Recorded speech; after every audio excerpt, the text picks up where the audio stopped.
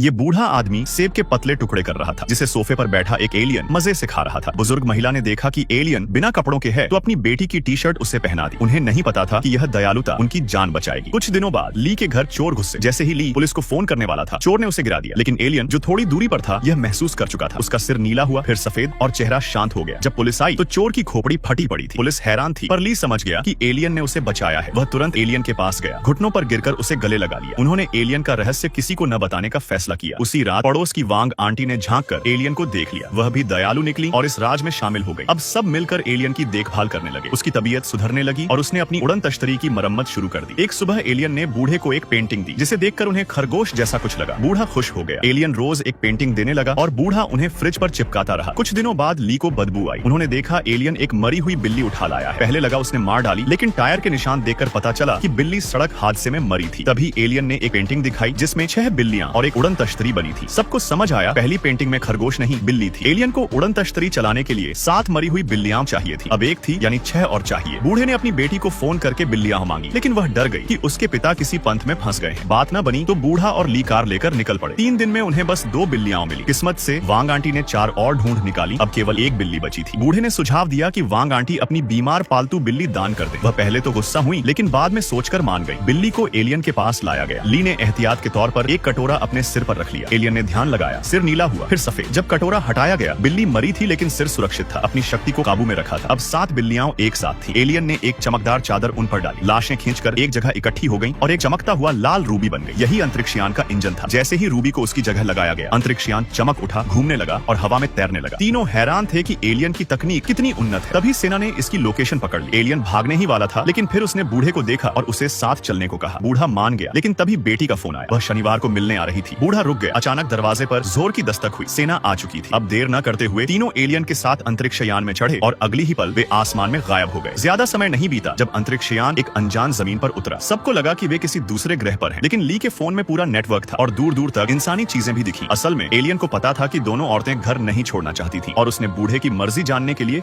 उसे यहाँ लाया था। बूढ़े ने बेटी की कॉल आखिरी बार एलियन से याद दिलाई। एलियन उड़न तश्तरी में बैठकर चला गया। तीनों की जिंदगी फिर अकेली हो गई। कभी कभी वे मिलकर एलियन को याद करते। एक रात बूढ़ा अकेले टीवी देख रहा था, तभी बाहर तेज रोशनी चमकी और फिर एक जाना पहचाना साया उतरा। बूढ़े के चेहरे पर मुस्कान आ गई। उसे पता था एलियन वापस आ गया है।